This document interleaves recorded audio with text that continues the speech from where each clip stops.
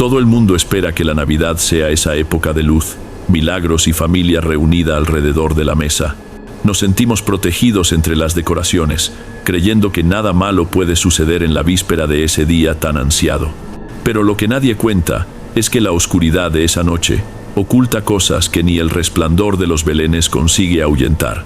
Hoy te traigo 3 historias de quienes vieron el festín convertirse en tragedia y el camino a casa perderse en el tiempo. Ponte los auriculares y toma una bebida de tu elección, porque después de estos relatos, tu cena de Nochebuena nunca volverá a saber igual. Buenas noches, Derek. Mi nombre es Mateo.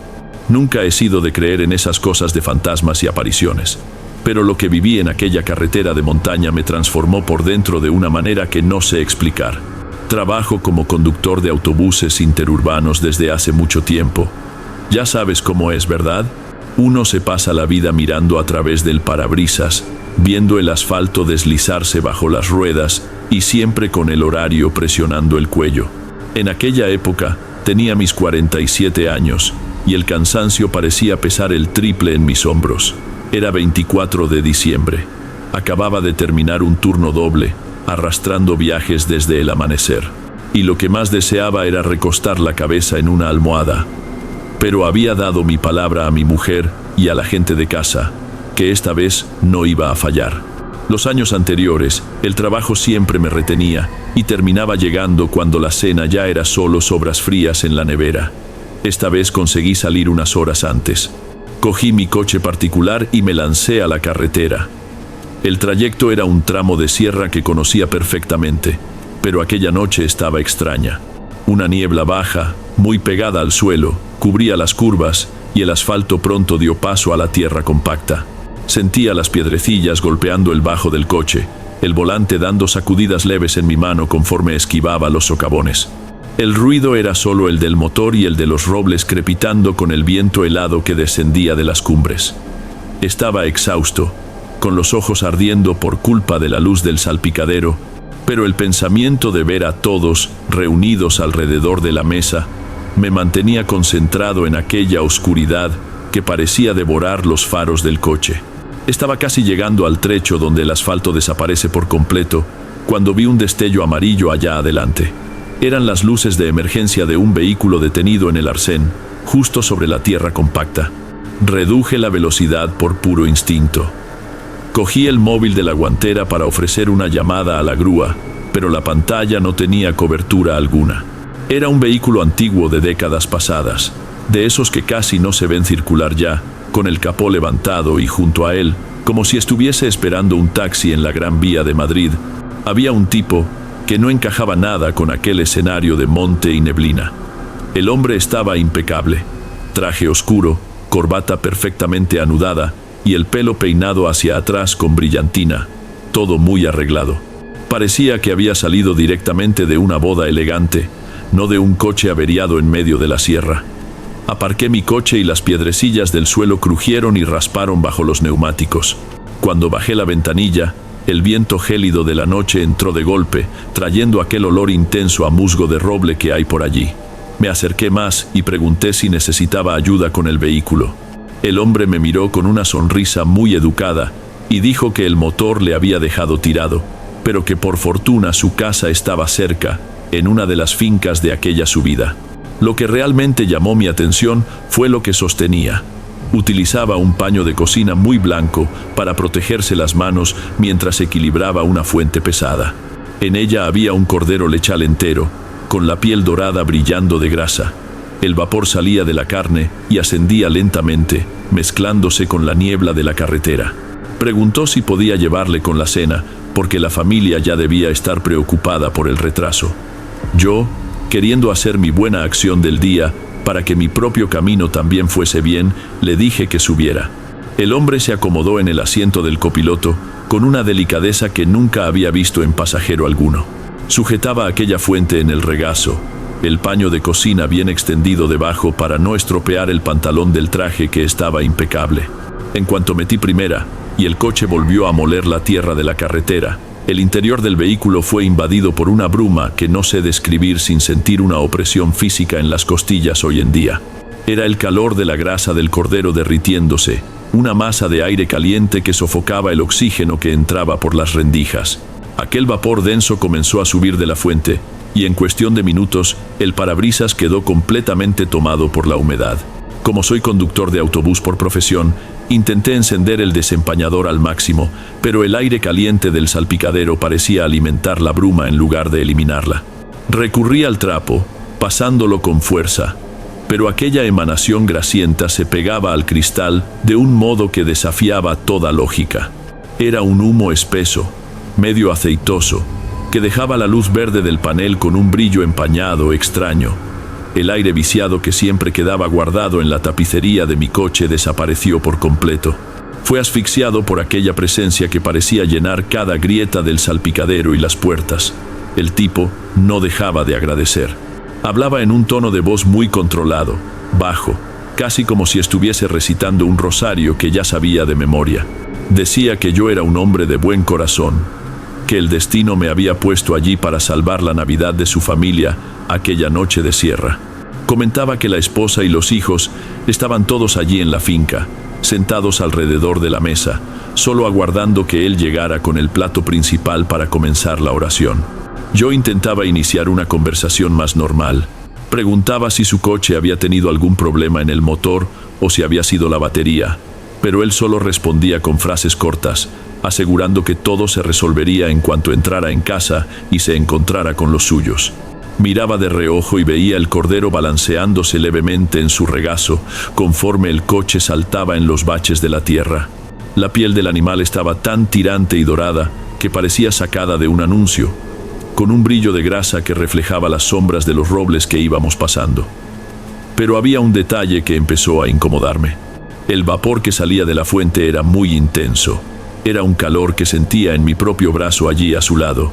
El hombre sostenía aquella pieza de metal hirviendo, como si fuese un cojín de plumas, sin mover un músculo de la cara, manteniendo aquella sonrisa educada e inmóvil mientras el humo ascendía en espirales. Empecé a sentir un mareo leve. El vapor de la comida ahora parecía demasiado denso para poder respirar. Entramos en un acceso lateral que era pura tierra suelta, señor. El ruido de las piedras golpeando el fondo del coche parecía mucho más fuerte en aquel silencio de la sierra. Un sonido de algo rompiéndose bajo las ruedas que me ponía nervioso.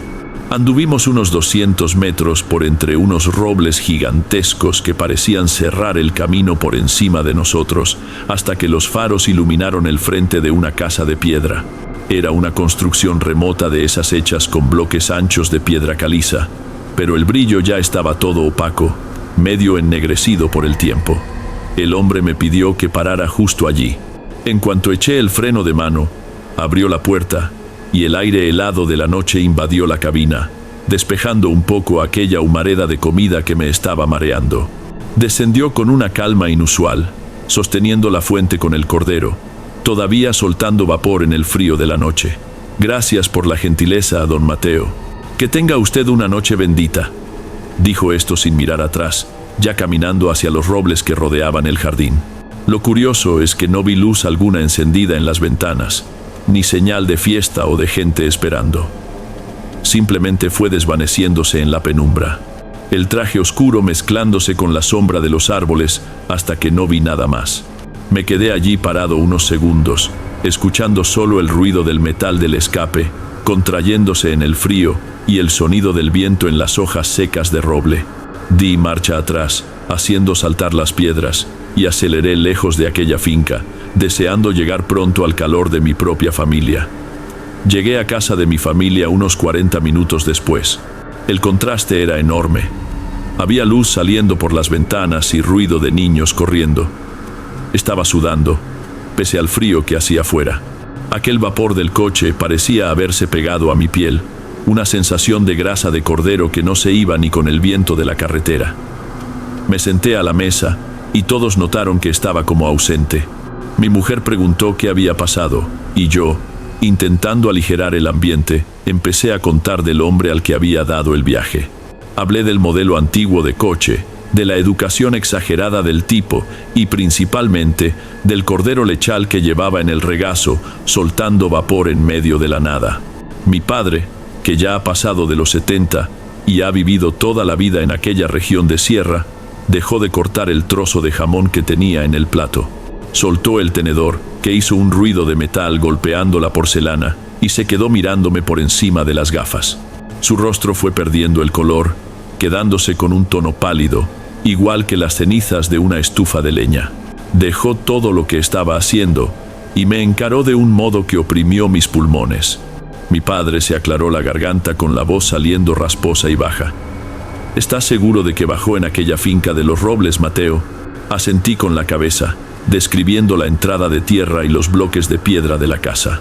Mi padre suspiró y contó que a mediados de los años 90, aquella misma casa fue escenario de una desgracia que el pueblo nunca olvidó.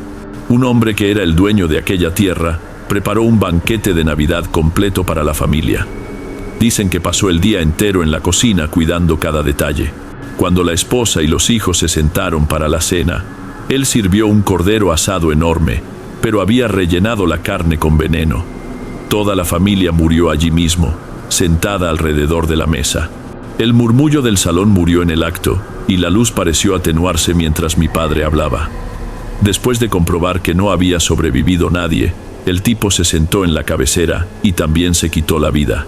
Mi padre contó que cuando la Guardia Civil consiguió entrar en la casa días después, el banquete todavía estaba allí, intacto sobre la mesa de madera, pero ya tomado por la putrefacción.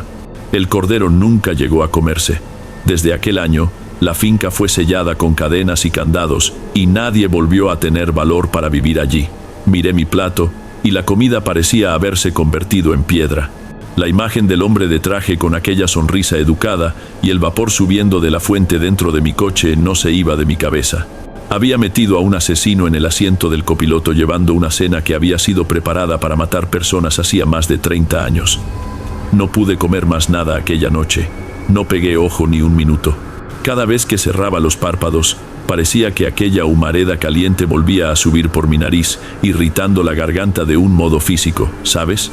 Sentía como si el vapor del cordero todavía estuviese impregnado en la tapicería del coche y en mi propio rostro, una humedad aceitosa que no se iba, aunque me frotara con jabón. Cuando amaneció el día 25, el sol intentaba salir por entre la niebla, aquella luz amarillenta de mañana de Navidad que suele traer paz. Pero para mí solo traía angustia. No pude tocar el café y mucho menos la comida que mi mujer preparó. La idea de ver un animal asado en la mesa me daba una náusea tan fuerte que necesitaba alejarme. Necesitaba volver allí. Era una necesidad de demostrarme a mí mismo que mi padre estaba exagerando o que me había equivocado de entrada a la finca. Cogí el coche de nuevo e hice el camino en silencio. A la luz del día, la sierra parecía otra, pero el trayecto estaba grabado en mi mano. Cuando las ruedas tocaron la tierra de aquella entrada lateral, el ruido de las piedras crujiendo parecía el sonido de dientes quebrándose bajo los neumáticos. Paré el coche exactamente en el punto donde el hombre había bajado.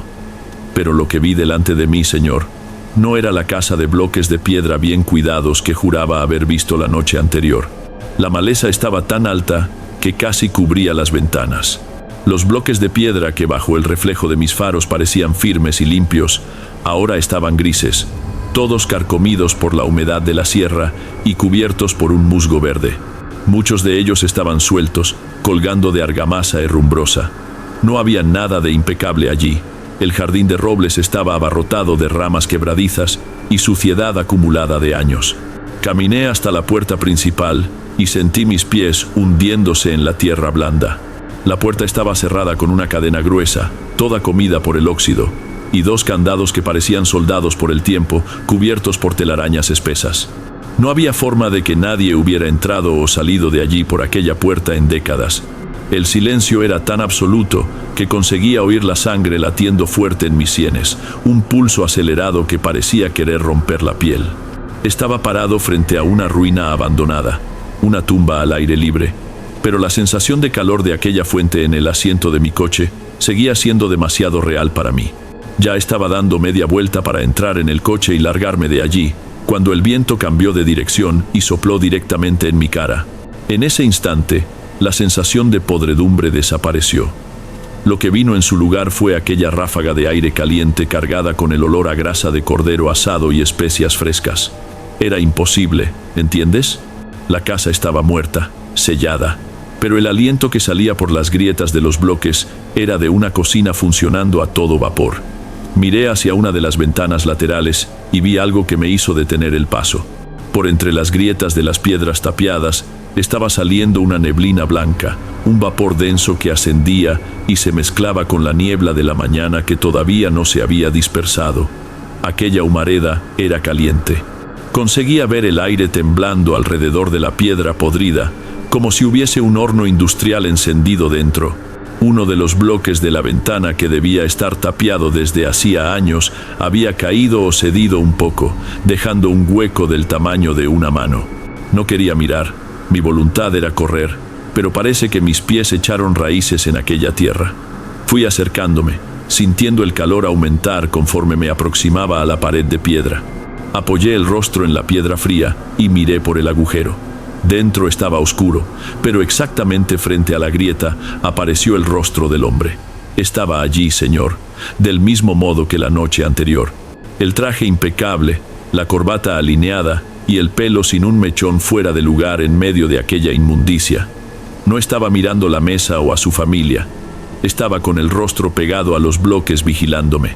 Esbozó una sonrisa amplia, mostrando los dientes muy blancos. Una sonrisa que no era de agradecimiento, era de quien acababa de comprobar que el próximo invitado había llegado. No esperé para ver más nada. Salí tropezando con las ramas quebradizas.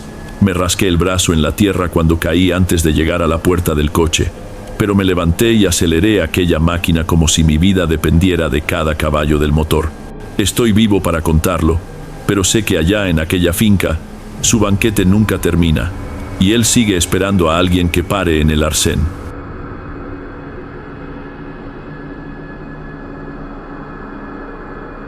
Antes de ir al próximo relato, comprueba si ya estás suscrito aquí en el canal y si has activado la campanita de notificaciones para recibir las próximas historias. Aprecio tu compañía y tu apoyo marca toda la diferencia. Bien, continuemos. Buenas noches, Derek. Me llamo Carmen.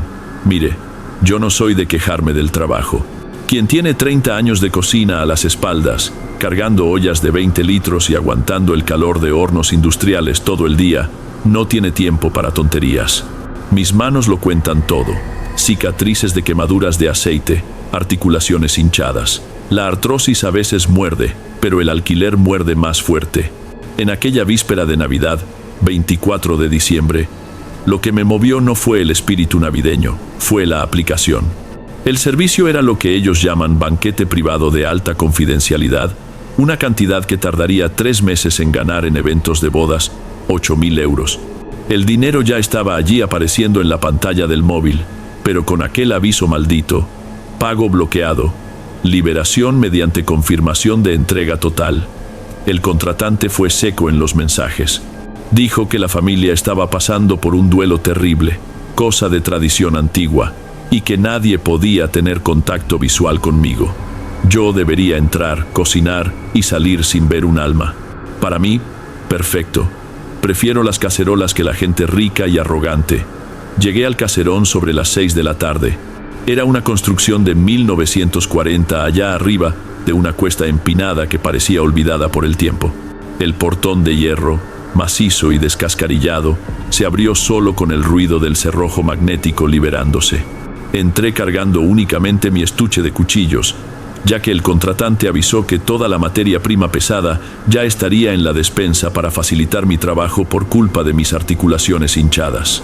En cuanto pasé por la puerta lateral de la cocina, el portón se cerró y la cerradura digital de la puerta se disparó, exhibiendo en la pequeña pantalla LED el mensaje: acceso bloqueado por el administrador.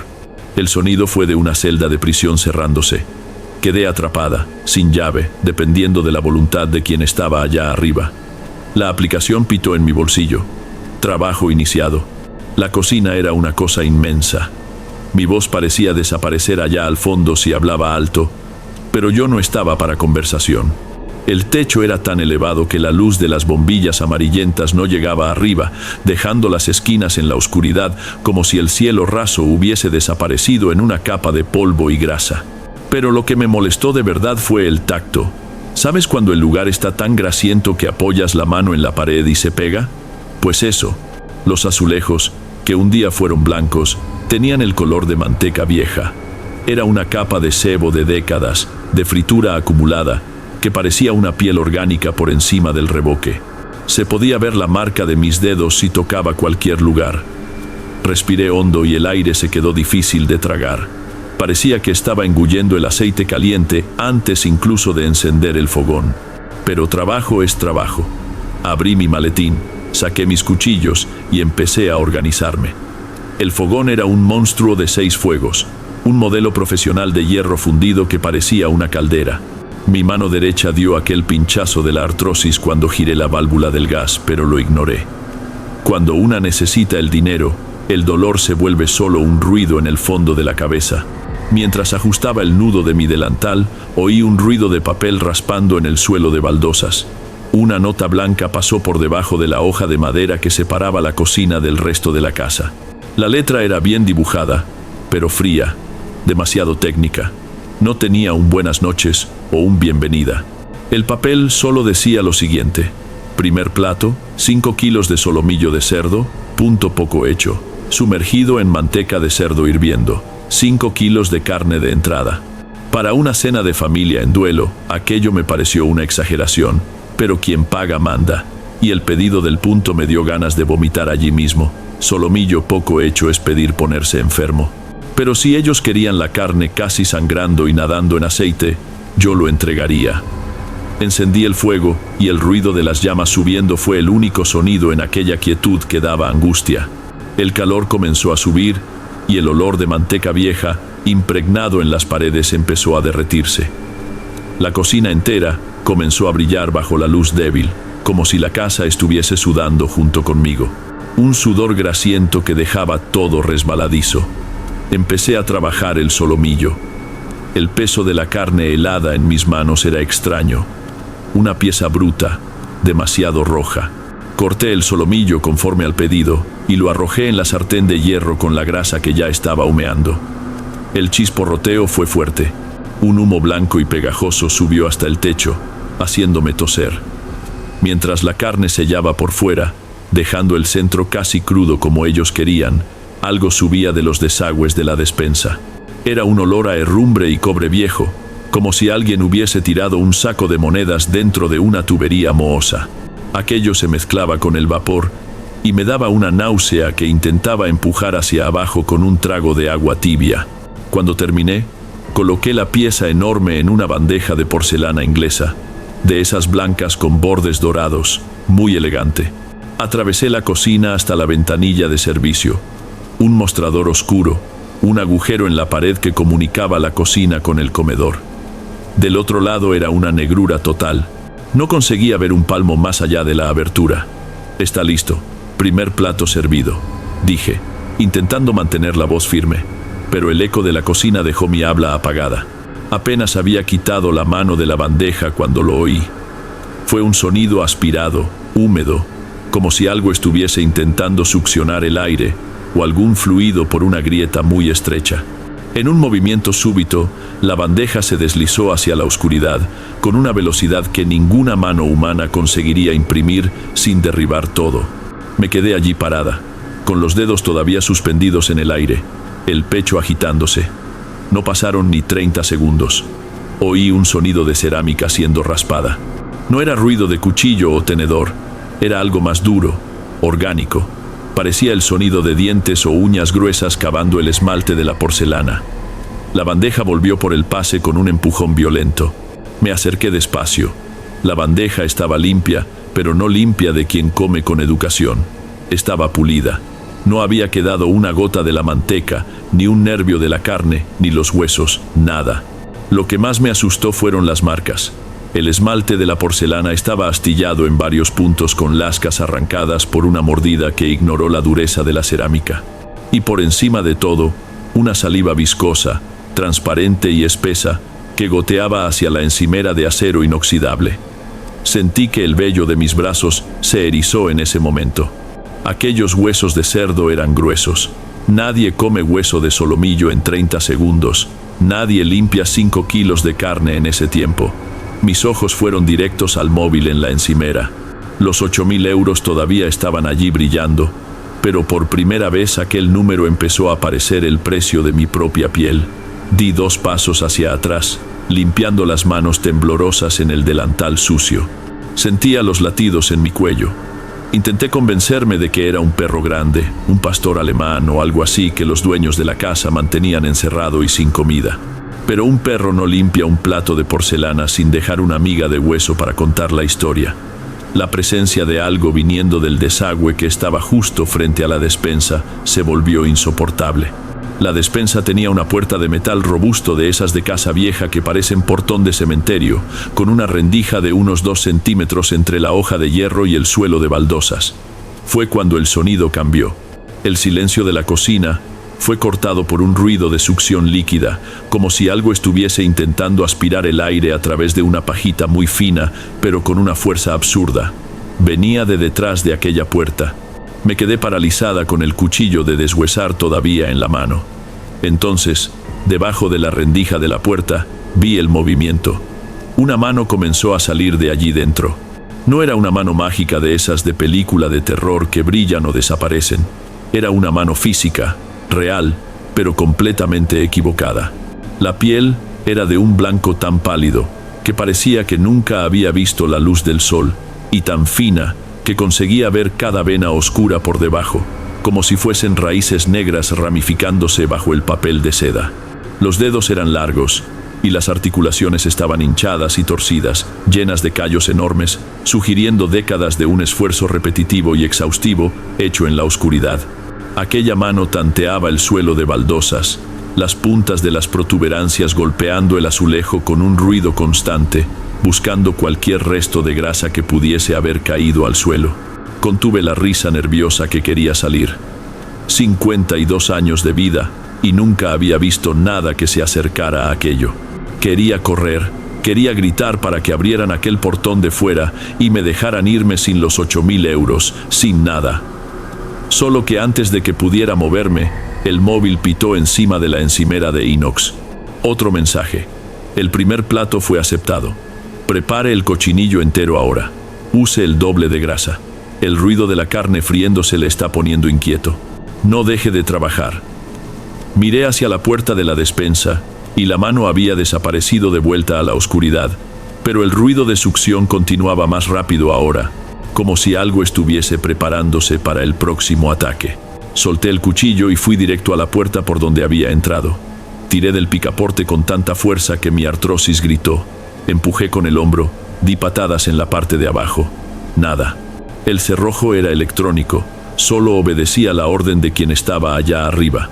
La desesperación de animal acorralado comenzó a subir por mi garganta, un nudo seco que no me dejaba respirar bien. Intenté la puerta de hierro del pasillo interno, pero aquella ni se movía. Parecía que había sido soldada en la pared. Estaba atrapada en un acuario de grasa. Volví al fogón porque el móvil pitó encima de la encimera. El mensaje no tenía ni 10 palabras. El tiempo se acaba. Cocine ahora. Cogí el cochinillo. Mis manos estaban tan resbaladizas de sudor y de aquella grasa amarilla que brotaba de las paredes que casi dejé caer la carne al suelo.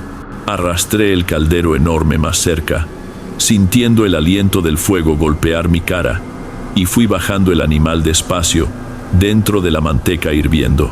La grasa engulló la carne con violencia, subiendo de nivel y escupiendo vapor caliente en mi antebrazo.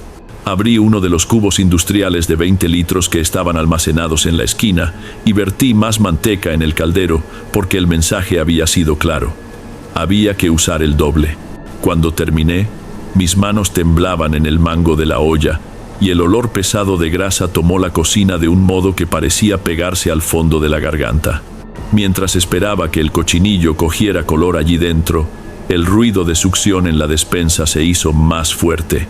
Parecía que algo allí dentro estaba aspirando el oxígeno de la cocina, dejándome mareada. Cogí una tapa de olla de inox, de esas muy grandes y pulidas que yo misma había pasado el paño. No sé por qué, pero sujeté la tapa a la altura del pecho como si fuese un escudo. Fue cuando lo vi por el reflejo. El inox pulido funcionó como un espejo. Detrás de mí, la puerta de la despensa estaba entreabierta, y saliendo de allí, agachada en el suelo, estaba la cosa. No era un monstruo de película, era peor porque parecía gente. Una figura humana terriblemente deformada, con la columna curvada en un ángulo imposible, formando una punta en la espalda que estiraba la piel pálida hasta casi rasgar. Se movía con una agilidad de insecto, los brazos y piernas abiertos, las puntas de los dedos con aquellas protuberancias golpeando el azulejo sin hacer casi ruido. Por el reflejo, vi que no tenía pelos, y la piel era tan transparente que veía el movimiento de los órganos allí dentro mientras respiraba. Me di cuenta allí con un mareo fuerte que la tal familia allá arriba no estaba comiendo nada. Ellos estaban vigilando. No había sido contratada para hacer una cena. Yo era la cuidadora de algo que los cimientos de aquella casa escondían desde hacía décadas. La silueta se detuvo en medio de la cocina a pocos metros de mí y comenzó a olfatear el aire. El ruido de succión venía directo de la nariz, aspirando el aire cargado y mi presencia. Las luces del techo dieron un estallido y parpadearon dejándome en la negrura durante 2 segundos, que parecieron 2 horas. Cuando la claridad amarillenta volvió, la silueta había desaparecido del reflejo, pero el aire quedó tan cargado que sentí el sabor a sangre en la punta de la lengua. Fue entonces cuando oí el sonido viniendo de arriba, un impacto amortiguado, grave, como si alguien hubiese tirado un saco de arena de 100 kilos en el escalón superior de la escalera interna. Aquello descendía en golpes constantes, acompasados por el peso del impacto. No era un paso de gente, era un arrastre de peso muerto, bajando escalón por escalón, viniendo directo hacia la puerta de la cocina. Miré el cochinillo en el horno, la grasa borboteando y salpicando, pero el animal parecía demasiado pequeño en aquella fuente inmensa. Estaba sudando tanto que mi delantal estaba pegado al cuerpo, y mis dedos, hinchados por la artrosis, apenas conseguían cerrar un puño firme. Otro trozo de papel pasó por debajo de la puerta lateral. Diferente de los otros, este no era un mensaje técnico. El papel estaba arrugado, manchado, y la escritura era una caligrafía temblorosa, urgente, como si quien escribió estuviese con las manos enjabonadas de pavor. Leí las palabras y sentí ganas de vomitar. El cerdo estaba demasiado magro. La grasa no fue suficiente. ¿Se dio cuenta de usted? No deje de cocinar, o la próxima carne tendrá que ser fresca. Entendí todo allí de una vez. Los 8.000 euros no eran un pago. Eran un soborno para mi silencio antes de la muerte. La familia allá arriba no estaba de duelo. Ellos eran los carceleros de algo que ellos mismos no conseguían controlar ya. Y yo, con mis 52 años de vida dedicada a alimentar a otros, me había convertido en el ingrediente principal. El sonido grave se detuvo justo detrás de la puerta de madera que llevaba al piso de arriba. Un silencio de casa vacía se apoderó de la cocina. Fue en ese silencio que oí el ruido más aterrador de aquella noche.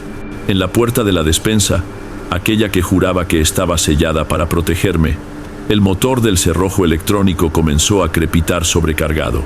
El soporte de metal de la cerradura comenzó a ceder, torciéndose hacia afuera bajo una presión constante y absurda. La hoja de acero fue empujada lejos del marco por aquellos dedos pálidos con puntas de protuberancia que forzaban la apertura del paso. La cosa no estaba encerrada allí dentro conmigo. Ella era la dueña de aquella despensa, y ahora estaba abriendo la puerta para venir a buscar lo que el banquete no consiguió suplir.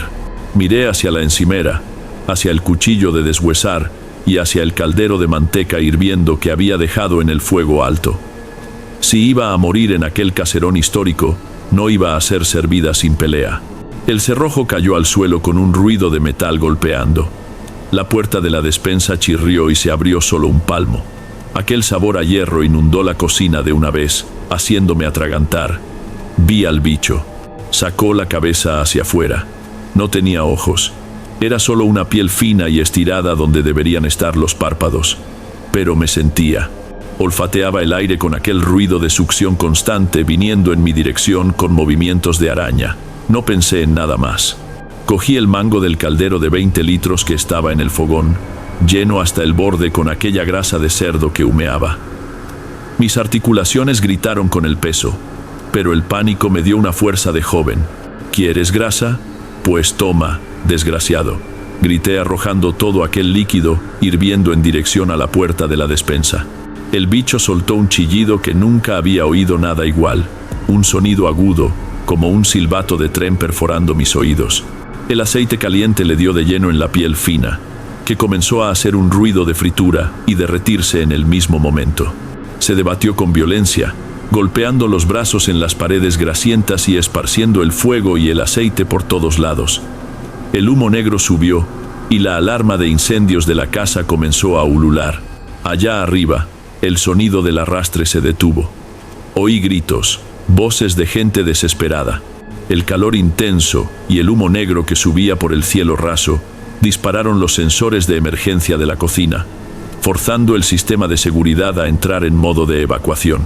La cerradura electrónica, configurada con el protocolo de seguridad para incendios, liberó los cerrojos magnéticos automáticamente para no aislar a las víctimas. La lucecita del panel parpadeó en verde una última vez antes de que el circuito se quemara por completo. No miré atrás. Corrí como si tuviese 18 años de nuevo. Atravesé el patio y salté el portón que todavía estaba cerrado. Solo paré 3 manzanas abajo, cuando las luces de la avenida y el ruido de los coches me dieron la certeza de que todavía estaba en el mundo real. Me senté en el bordillo con las manos todavía temblando y el delantal todo manchado. El móvil pitó en mi bolsillo. Una notificación de la aplicación. Confirmación de entrega total pendiente. El contratante informa que el pedido no fue finalizado. ¿Desea reclamar? Miré hacia el caserón allá, en lo alto de la cuesta. El fuego todavía no había salido por las ventanas, pero sabía que la cocina estaba en llamas. Cogí el móvil y con el dedo tembloroso apreté en cancelar servicio. Ningún dinero en el mundo vale el precio de convertirse en el plato principal.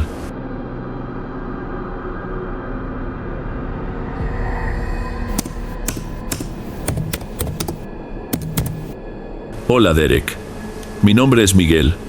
Voy a contarte lo que me pasó la Navidad pasada, porque hasta hoy no consigo mirar un mapa o una calle oscura sin sentir que mis rodillas flaquean. Tengo 42 años y trabajaba como comercial de zona, pero las cosas se pusieron feas en el trabajo y acabé siendo despedido. Hacía unos 3 meses que vivía una mentira completa. Cada día me levantaba, me ponía mi camisa de vestir, cogía el maletín y salía de casa en el horario de siempre, solo para no contarle a mi mujer que estaba en la calle. Pasaba el día dando vueltas por centros comerciales o dentro del coche, mirando la nada, intentando entender cómo iba a pagar las facturas. Entonces llegó diciembre y la presión aumentó. Mi mujer Lucía y mi hija, Alba, que tiene solo 10 años, estaban locas por viajar. Querían salir de la rutina, ir al campo, respirar aire puro en Navidad. No tuve valor de decir que estábamos en números rojos con las piernas cortadas. Cogí el último límite que tenía en la tarjeta de crédito, ese que uno guarda para emergencias de vida o muerte, y alquilé una casa rural en una urbanización cerrada, bien lejos de Madrid. Sabía que estaba cavando un agujero mayor para enterrarme después, pero ver la alegría de Alba cuando llegamos allí me dio un alivio momentáneo, como si pudiera olvidar el desastre que era mi vida económica durante unos días. La urbanización era un lugar de alto nivel, ¿sabes? Muchas casas con ladrillo visto, muros hechos de setos tan altos que no conseguías ver nada de lo que pasaba en el vecino. Las calles no eran de asfalto liso, eran de ese tipo hecho con gravilla suelta que hacía un ruido tremendo cuando el neumático pasaba por encima. El aroma a césped cortado y a cemento fresco estaba por todas partes, porque la urbanización todavía estaba creciendo y había mucha construcción en marcha. Era el escenario perfecto para fingir que todavía era el proveedor de éxito que ellas pensaban que era. Me sentía un impostor todo el tiempo. Mientras Lucía arreglaba la mesa para la cena y Alba corría por el césped con un juguete nuevo, yo me quedaba allí parado en el porche, fingiendo que estaba resolviendo problemas de trabajo en el móvil. En realidad, solo actualizaba la aplicación del banco para ver si había ocurrido algún milagro. El sol fue bajando. Aquel calor del campo fue dando paso a una brisa más fresca y las cigarras comenzaron a cantar con una fuerza que parecía que iban a rajar el cielo. El sonido era tan repetitivo que me daba una opresión en el pecho. Solo quería que aquella noche pasara pronto, que el teatro terminara y volviéramos a casa. Pero no tenía ni idea de que la realidad iba a empezar a torcerse delante de mí en pocas horas. Lucía pasó junto a mí cargando una bandeja y comentó sin parar que parecía estar en otro planeta. Di una risa forzada de esas que uno da para evitar conversación, y dije que era solo el cansancio de la carretera y los objetivos de final de año que eran agresivos. Otra mentira para la colección. Me senté en aquellas sillas de mimbre del porche y me quedé mirando la calle de gravilla, conforme la oscuridad iba llegando. No pasaba un coche, no se oía una voz humana. Era solo el ruido de las cigarras y el viento golpeando las hojas de los setos. Me sentía aislado, como si estuviéramos en una burbuja que estaba a punto de estallar. Eran sobre las 10 de la noche cuando la luz simplemente desapareció. No hubo aviso, no parpadeó. Fue como si el mundo hubiese sido apagado de repente. Alba soltó un grito allá dentro y me levanté rápido del porche, golpeándome la rodilla con fuerza en la esquina de la mesa de mimbre. Entré tanteando las paredes de ladrillo hasta encontrar a Lucía en la cocina. Estaba con el móvil en la mano, iluminando el rostro de un modo que la dejaba con un aspecto cansado y pálido bajo aquella luz blanca de la pantalla. Cogí mi móvil para intentar llamar a la portería, pero la señal estaba muerta. El Wi-Fi había caído junto con la electricidad y mi 4G, que ya era una porquería porque aquella casa rural quedaba bien en el fondo de un valle, no cogía de ninguna manera. La urbanización era nueva y la antena más próxima quedaba al otro lado del monte. Entonces, sin el repetidor de la casa encendido, estaba aislado. Intenté abrir el grupo de vecinos para ver si alguien sabía algo, pero la barrita de carga no salía del sitio. Andaba por el salón de un lado para otro, estirando el brazo hacia arriba, sintiendo el calor subir rápido dentro de la casa, sin el ventilador encendido. Lucía pidió que buscara velas, pero no encontrábamos nada en los cajones de aquella cocina que no era nuestra. Revolví todo, di con cubiertos, con paños de cocina, y nada. Alba comenzó a quejarse de que estaba aterrada, y me sentí una basura por no conseguir resolver un problema de mierda como ese. Pasaron unos 15 minutos y nada de que volviera la luz. Miré por la ventana y no veía ni un solo poste encendido en la calle de gravilla. La urbanización entera parecía haber sido engullida por el monte. No aguantaba más quedarme allí parado, sintiendo el sudor escurrir y aquel silencio de campo acusándome de ser un fracasado. Salí a la acera y la oscuridad parecía apretarme. Era aquella negrura de lugar que no tiene farola encendida por kilómetros. Avisé a Lucía que iba a dar una vuelta por la calle para ver si encontraba algún empleado de la urbanización o si veía alguna casa con luz. No le gustó mucho la idea. Dijo que era mejor que nos quedáramos juntos hasta que volviera la luz, pero necesitaba salir de aquella casa. El calor estaba subiendo y el olor fuerte a cemento y polvo de la obra alrededor me estaba dejando medio mareado. Cuando llegué al portón, miré a la derecha y bien allá al fondo, creo que a unas 3 manzanas de distancia, vi un resplandor. Era una luz amarilla, cálida, de una casa que parecía estar con electricidad total. Pensé que podían tener generador, o tal vez la luz había caído solo en nuestro sector por algún problema en el transformador. Encendí la linterna del móvil y empecé a andar en aquella dirección. Dije a Lucía que cerrara la puerta y no abriera a nadie, que ya volvía con alguna noticia o un paquete de velas. El ruido de mis zapatillas resbalando en aquella gravilla suelta era lo único que oía, además de las malditas cigarras.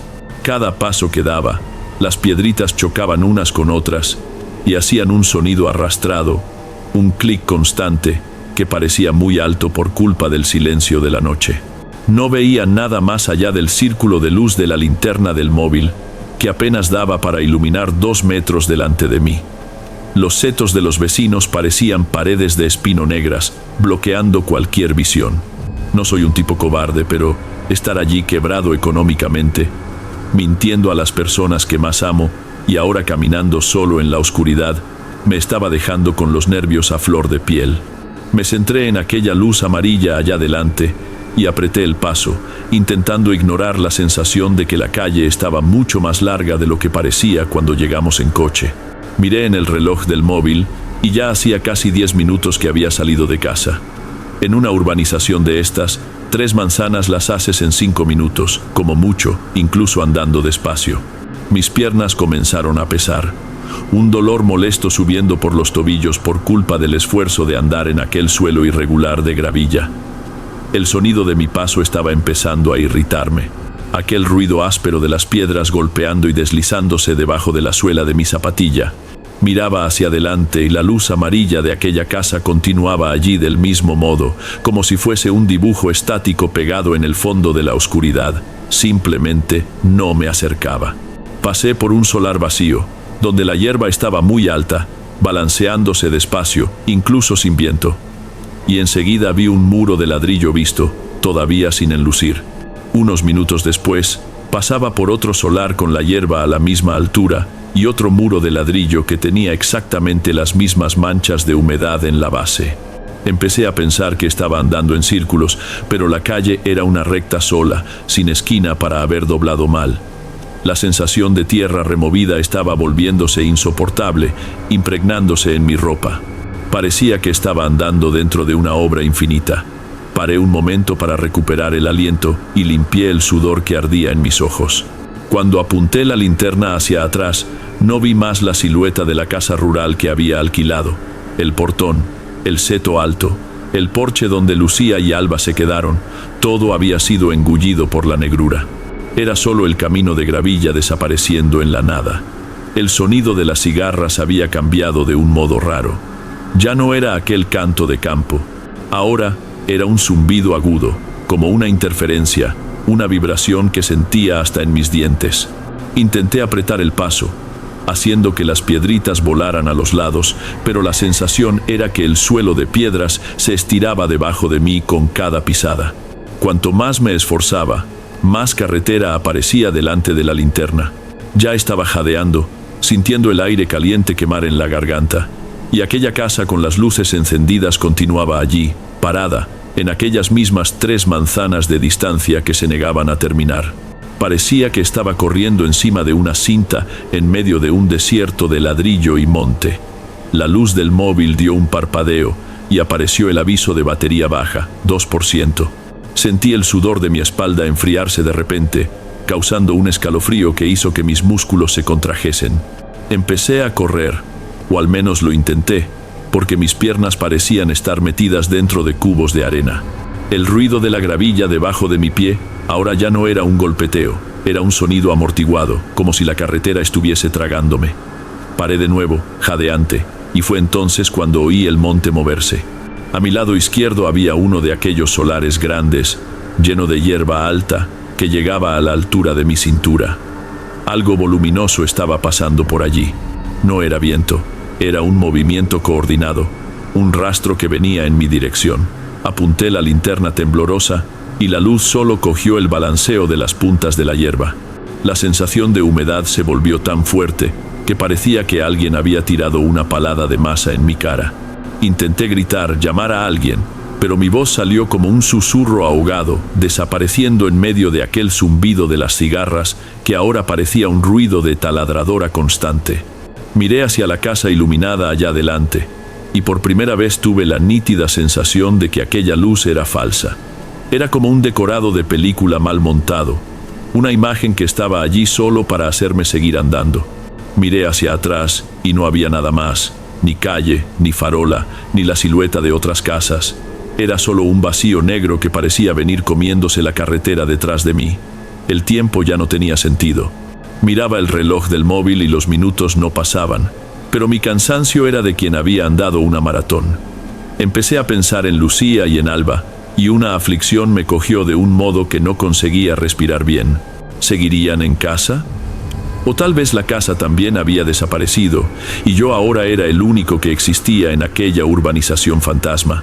La linterna comenzó a fallar definitivamente, apagándose y volviendo cada vez más débil.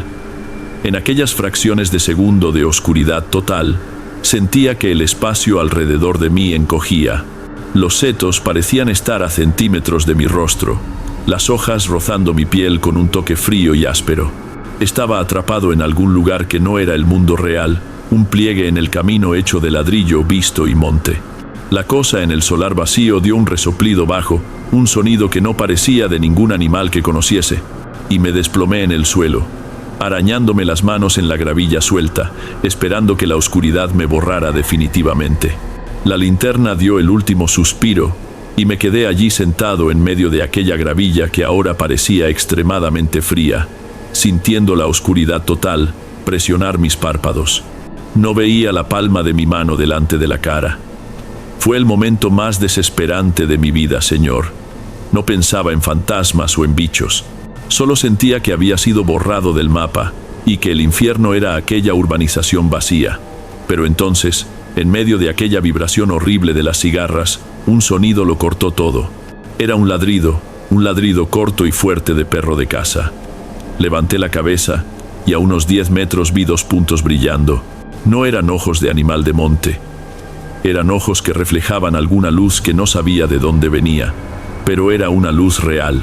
Un Golden Retriever apareció en medio de la calle, moviendo el rabo de un lado para otro y ladrándome, como si me estuviese llamando para salir de allí.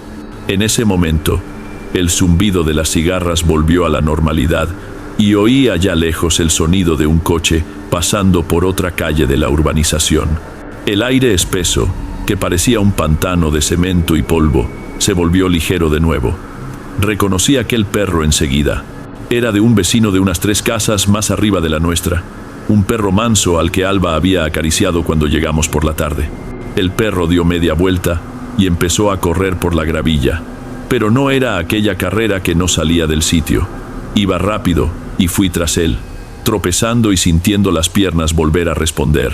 Miré al lado y la tal casa con la luz amarilla había desaparecido definitivamente. En su lugar había la fachada común de una obra parada, con el portón de madera cerrado y sin luz ninguna. Corrí como si mi vida dependiera de ello. El perro iba delante, dando unos ladridos de vez en cuando, guiándome por el camino correcto entre los setos que ahora parecían normales. En menos de 2 minutos vi el portón de la casa rural donde estábamos. Las luces del porche estaban todas encendidas, brillando fuerte. El Golden se detuvo frente a mi portón. Me miró una última vez y salió trotando hacia su terreno, desapareciendo en la oscuridad. Entré en el jardín, cerrando el portón con todo y echando el candado con la mano temblando, intentando controlar la respiración antes de abrir la puerta. Abrí la puerta del salón y el aire helado del aire acondicionado me golpeó como una bofetada.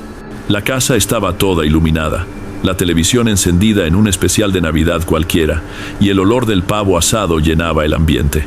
Parecía un escenario de anuncio de mantequilla, un contraste violento con el vacío sofocante donde estaba un minuto atrás. Lucía vino de la cocina con un paño en la mano y se detuvo, mirándome de arriba a abajo con cara de susto. «Dios mío, Miguel, estás fatal. ¿Qué te ha pasado en la mano?», preguntó. Miré hacia abajo y vi que mis palmas estaban en carne viva, sucias de tierra y gravilla. Mi sudor había empapado la camisa de vestir de un modo que se pegaba al cuerpo, y debía tener una cara de quien había visto el fin del mundo. Respondí con la voz fallando que me había dado un golpe feo en la gravilla de la calle porque se apagó la linterna. Intenté parecer normal, pero mis manos no paraban de temblar. Lucía sacudió la cabeza medio sin paciencia y dijo que no debía haber salido de aquel modo.